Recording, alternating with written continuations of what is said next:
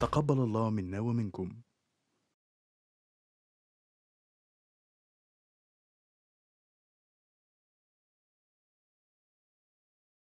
تحتوي مساجد كثيرة حول العالم على مقابر للصحابة والتابعين والصالحين، ففي تركيا نجد مسجد الصحابي الجليل أبا أيوب الأنصاري، وفي الجزائر نجد زاوية الهامل، وفي السودان نجد قبة الشيخ البرهاني، وفي مصر نجد مسجد السيد البدوي، مسجد الحسين، مسجد السيدة نفيسة، مسجد الجعفري، ومسجد المرسي أبو العباس بالإسكندرية وغيرهم.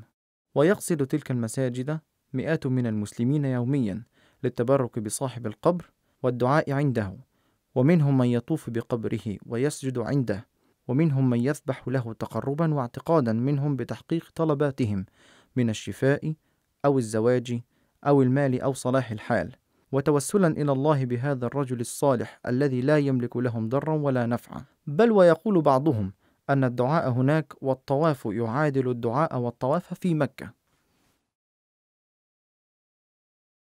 بسم الله والحمد لله والصلاة والسلام على رسول الله. معادنا النهارده ان شاء الله مع حلقة جديدة من برنامج ببساطة، والنهارده هنتكلم على باب مهم جدا من ابواب العقيدة. هنتكلم عن الدعاء وانواع التوسل. كما قال النبي صلى الله عليه وسلم ان الدعاء هو العبادة، يعني مش لازم ان انت علشان خاطر تكون في ضيق او في ضرر او حاجة انك انت تدعي، بالعكس في بعض الاحيان بتكون بتدعو مسألة عشان تسأل الحق سبحانه وتعالى حاجة، وفي بعض الاحيان تكون بتدعو الحق سبحانه وتعالى عبادة. انت ما يعني تدعو الحق سبحانه لان الحق سبحانه امرك ان تدعو الله عز وجل، ان تدعوه. وكان اكثر دعاء النبي صلى الله عليه وسلم اللهم اتنا في الدنيا حسنه وفي الاخره حسنه وقنا عذاب النار. ومن الاشياء اللي احنا دايما يعني نحب ان احنا ننصح بيها هو ان احنا ندعي لبعض بظهر الغيب. فقال النبي صلى الله عليه وسلم: دعوة المرء المسلم لاخيه بظهر الغيب مستجابه، عند رأسه ملك موكل، كلما دعا لأخيه بخير قال الملك الموكل به آمين ولك بالمثل.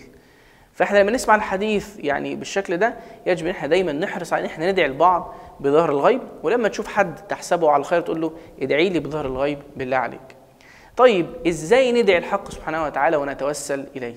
احنا كما يعني اتفقنا كثيرا ان احنا بنعبد الحق سبحانه وتعالى كما يحب هو ويرضى، وهو يحب ويرضى بما جاء في القرآن والسنة، ولا نعبد الحق سبحانه وتعالى بأهوائنا. فاحنا عندنا 3 حاجات نتوسل به الى الله عز وجل. الحاجة الأولانية التوسل بالعمل الصالح، ودي واضحة جدا في قصة أصحاب الغار. يعني انت ممكن ان انت تدعو الحق سبحانه وتعالى بأي شيء انت عايزه بعد أي عمل صالح. انت قرأت القرآن تدعي ربنا عز وجل، بريت امك بحاجه معينه تدعو الحق سبحانه وتعالى، حضرت درس، تصدقت، تدعو الحق سبحانه وتعالى بعدين. اصحاب الغار يعني كما صح عند البخاري ومسلم انهم دخلوا، كان في 3 من بني اسرائيل دخلوا غار، ووقعت حجر عليهم وقفلت عليهم الغار، وكل واحد فيهم قال ان لن ننجو اليوم الا بصالح اعمالنا. فكل واحد بدأ يحكي عن قصه هو عملها خالصة لله عز وجل، وبعد ما بيخلص القصة بيدعو الحق سبحانه وتعالى أن يفرج عنهم ما هم فيه. فبدأ الأول بعرض قصة لها علاقة ببر الوالدين، وقال: يا رب اللهم إن كنت تقبلت مني هذا العمل ففرج عنا ما نحن فيه، فانفرجت الصخرة. فاحنا تعلمنا من الحديث ده إن الدعاء بعد العمل الصالح دي من أنواع التوسل التي تجوز إن احنا نتوسل بها إلى الحق سبحانه وتعالى. وفي إشكالية هنا إن إحنا اتعودنا أو انتشر بين الناس لما حد بيموت له حد بيجمع صحابه، وكل واحد فينا بيمسك مصحف، وكل واحد فينا بيخلص جزء من أجزاء القرآن ونهب هذه القراءة وهذا القرآن للميت. وطبعا ده لم يثبت لا من قريب ولا من بعيد، لا في القرآن ولا في السنة. قال النبي صلى الله عليه وسلم: إذا مات ابن آدم انقطع عمله إلا من 3. مفهومش القرآن. ولو كان القرآن بيصل إلى الميت من قريب أو من بعيد ده كان أمر لن يغفله النبي صلى الله عليه وسلم. طب نخرج من المخرج ده إزاي؟ بسيطة، أنت عندك حد مات لك وقريب لك وعايز تدعو له، خلاص بنفس الفكرة دي نتوسل إلى الله عز وجل بالعمل الصالح. اقرأ قرآن لوحدك، ما تتجمعش في حاجة عشان ما تكونش بس اختراع وبدعة في الدين.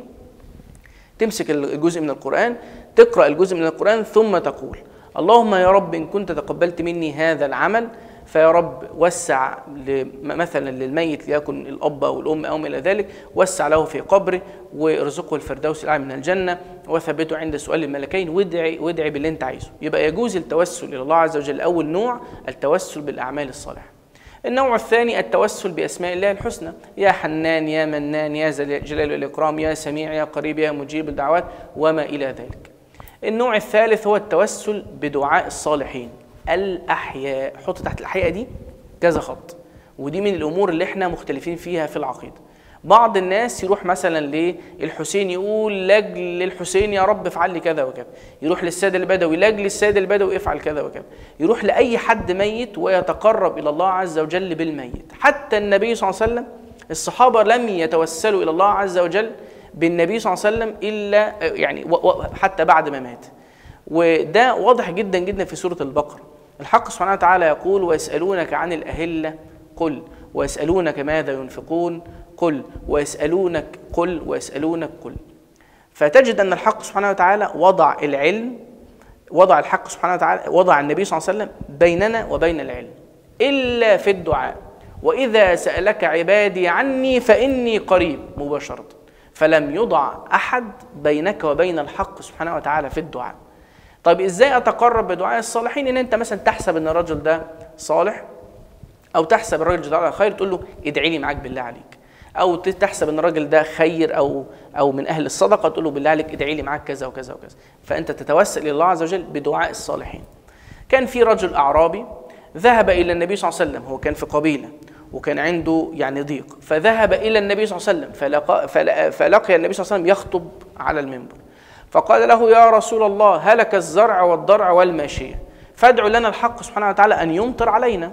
فقال النبي صلى الله عليه وسلم اللهم اسقنا اللهم اسقنا اللهم اسقنا. فإذا الرجل ذهب إلى النبي صلى الله عليه وسلم وسأله إني يا رسول الله ادعوا لنا. كان ممكن يقول من هو في مكانه لاجل جاه النبي اسقنا يا رب، هو ما فعلهاش. هو ذهب إلى النبي صلى الله عليه وسلم في مكانه وقال له اللهم ادعوا لنا يا رسول الله، فقال اللهم اسقنا اللهم اسقنا اللهم اسقنا. فتجد بقى إذن أنواع التوسل من همش رابع: التوسل بالأعمال الصالحة، التوسل بدعاء الصالحين، والتوسل بأسماء الله الحسنى. ولا تدع لا تدع أي أحد يكون بينك وبين الحق سبحانه وتعالى في الدعاء. ثبت عن النبي صلى الله عليه وسلم صور كثيرة في الدعاء، فكان يدعو هكذا، بتكون يعني ايدك اتجاه القبلة، وكان يدعو هكذا، وكان يدعو هكذا، وكان يدعو هكذا على المنبر. بعض الناس بعد ما يخلص صلاته او هو في بيته او كده تلاقيه يروح ساجد ويكثر من الدعاء. فنحن نقول ان هذه لم تثبت عن النبي صلى الله عليه وسلم، وهو يقول ان اقرب ما يكون لعبد لربه وهو ساجد في الصلاة. يبقى إذن أنت لو عملت حاجة زي كده أنت لم تتبع سنة النبي صلى الله عليه وسلم، ولم يكن هذا هو هديه. إن الإنسان لما يحب يدعي يروح ساجد، لا، لما يحب تدعي ارفع يديك إلى السماء. برضو من ضمن الحاجات اللي عايزين ننوه عنها إن بعض الناس لما بتخلص الدعاء بتمسح على وجهها. فالمسح، مسح الوجه بعد الدعاء، كل الأحاديث الواردة فيه أحاديث ضعيفة لم تصح عن النبي صلى الله عليه وآله وسلم. طب إيه شروط استجابة الدعاء؟ من شروط استجابة الدعاء إن يكون فيها إخلاص لله عز وجل، إنك تكون بتدعو الحق سبحانه وتعالى بأي شيء لا فيه عدوان ولا إثم. يبقى أنت إذا دعيت الحق سبحانه وتعالى بشيء حرام فدي من شروط، مش من شروط الاستجابة. لو دعيت إلى الحق سبحانه وتعالى بشيء فيه إثم فده برضو لا يجوز. يعني مثلا الأم مثلا من هي غيرانة فتقوم تدعي على ابنها عشان بيحب مراته، فده لا يتقبل به الحق سبحانه وتعالى. الأب ممكن يدعي على ابنه عشان ابنه بدأ يخش يبقى في المسجد ويبقى من الصالحين وعنده أصدقاء صالحين فيقوم يدعي عليه، ده برضو دعاء بإثم. فالدعاء بشيء محرم أو دعاء فيه عدوان أو إثم لا يتقبله الحق سبحانه وتعالى. من شروط استجابة الدعاء أيضا الأكل الحلال وعدم الأكل الحرام، كما صح عند مسلم أن النبي صلى الله عليه وآله وسلم قال إن الله تعالى طيب لا يقبل إلا طيبا. يبقى الحق سبحانه وتعالى لا يقبل دعاء إلا ما يكون إنسان طيب أكله حلال. وقال وإن الله تعالى أمر المؤمنين بما أمر به المرسلين، فقال تعالى يا أيها الذين آمنوا كلوا من طيبات ما رزقناكم. ثم ذكر الرجل، ركز بقى معايا، خد كل آداب الدعاء ومع ذلك كان مطعمه حرام ومأكله حرام ومشربه حرام فلم يستجاب له. يبقى الرجل ده ذكر الرجل يطيل السفر، يبقى من الآداب دعاء المسافر مستجاب، ومع ذلك يطيل السفر. أشعث أغبر يمد يديه إلى السماء، وقال النبي صلى الله عليه وسلم إن الله تعالى لا يستحي أن يبسط إليه العبد، يبسط إليه يده يسأله فيها خيرا فيردهما خائبين. فالرجل ده أطال السفر وأشعث أغبر، يعني من كتر ما هو يعني بيدعو باجتهاد ويرفع يديه إلى السماء ويقول يا رب يا رب، ومطعمه حرام ومشربه حرام وغذي بالحرام فأنى يستجاب لذلك. يبقى من شروط استجابة الدعاء إن لازم يكون الأكل من الحلال. آخر شرط هو عدم الاستعجال والاستبطاء، وده كثير من الناس عنده الموضوع ده، كما صح عند البخاري من حديث أبو هريرة أن النبي صلى الله عليه وسلم قال يستجاب لأحدكم ما لم يعجل، فيقول دعوت فلم يستجب لي.